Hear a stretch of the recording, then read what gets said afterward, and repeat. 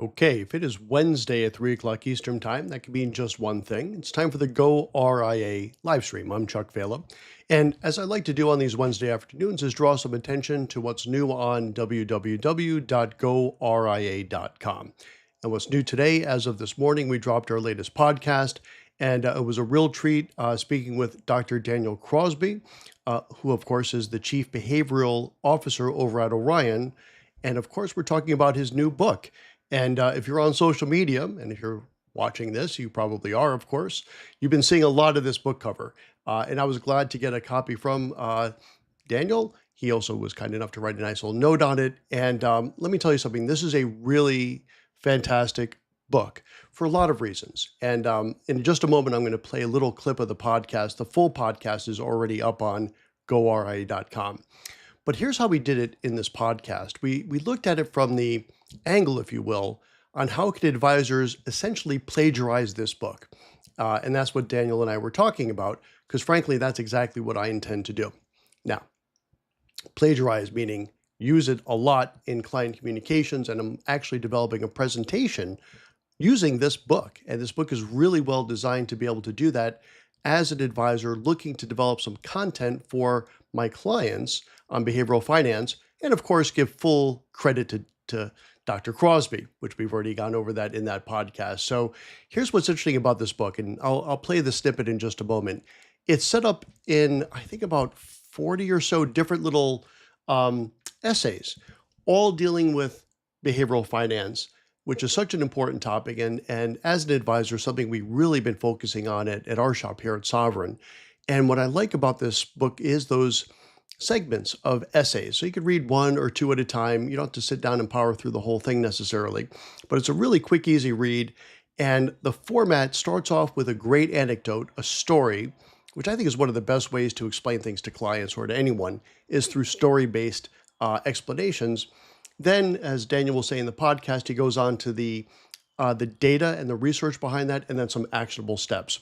So what I'm going to be doing with this particular book is literally extracting some of the more salient points for what I like to communicate, at least with clients, and I'm putting together a PowerPoint fully with Daniel's blessings. And of course, I'll be giving full credit to Daniel on this.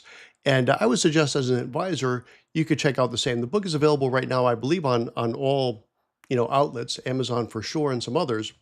And it's worth picking up to read as an advisor. But honestly, I'm going to get a lot of use out of this as a source of content as I create more content to educate my clients on the importance of behavioral finance.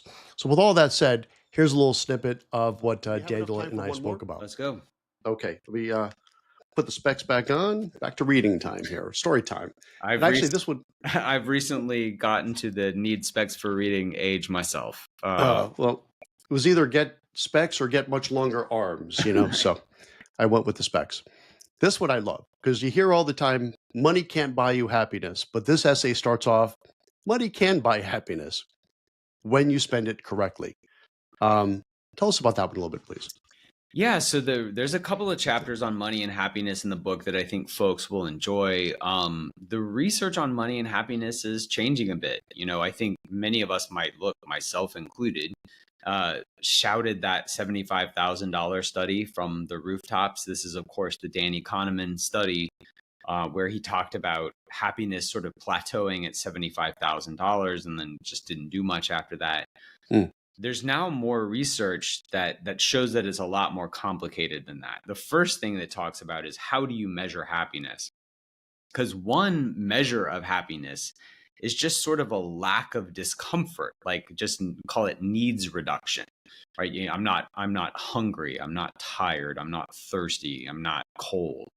And so from that perspective, yes, money flatlines at about $100,000 a year. That's the 75 adjusted. For a lot of people, money kind of flatlines at that because at that point, you've got enough to eat. You can afford a safe home where you don't hear gunshots at night. Your kids can go to a good school. Like from a needs reduction standpoint, yeah, you're pretty good. But when we measure happiness, which is a little richer and more complicated than just not being hungry or cold, like when we measure happiness in a more qualitative and a more vibrant way, say, hey, Chuck, like, write me a paragraph. How are you living, man? Like, write me a paragraph on how are you doing? We find that happiness goes up at every income stratum from zero to $500,000 a year, which is where they stop because there's not a lot of people make more than $500,000 a year. Mm-hmm. So basically, the more money you have, the higher you qualitatively rate your own life. So that's an interesting finding, right? That basically, yeah, money kind of did buy happiness in terms of our self-appraisal, which is important. The other thing that they found is that 15% of people are never happy at any income level. And so, They're just miserable SOBs. Yeah. yeah, well, this is like what's the saying? Like, wherever you go, there you are. Yeah. If you're in this 15% who's not happy when you're poor, middle class, or wealthy, you have a different problem. Like, this is not a problem that money can solve. Like, you need to go work on other facets of your life, and that's an important thing to know too. In terms of spending the money, which is your original question, I couldn't leave all that good stuff off the front. In terms of actually spending money, there's a couple of ways it routinely buys happiness.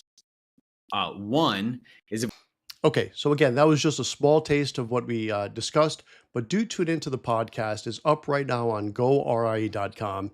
We go, Daniel and I, about 30 or so minutes, and we dissected 3 of the sections, 3 of the 40 or so that are in this book, and it gives you a sense for how the book is formatted and why I think it's such an important read for advisors, period. But I think really the value here, at least how I'm going to use this book, is to use it to create content fully attributed, of course, to deliver to my clients and prospective clients as we do some webinars and public speaking. So anyway, that's it for this week.